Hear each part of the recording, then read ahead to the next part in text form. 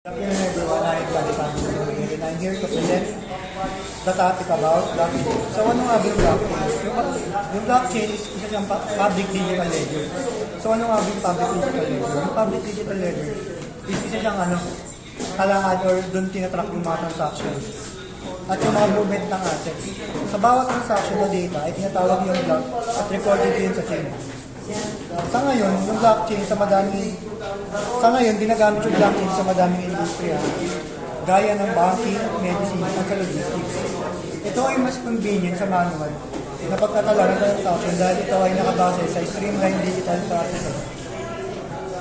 So, ibig sabihin nito ay mas makakatipid at makakapag-save ng oras, hindi gaya ng manual na mahaba ang konsumo ng oras. Sa bali, yung blockchain is meron siyang tatlong component.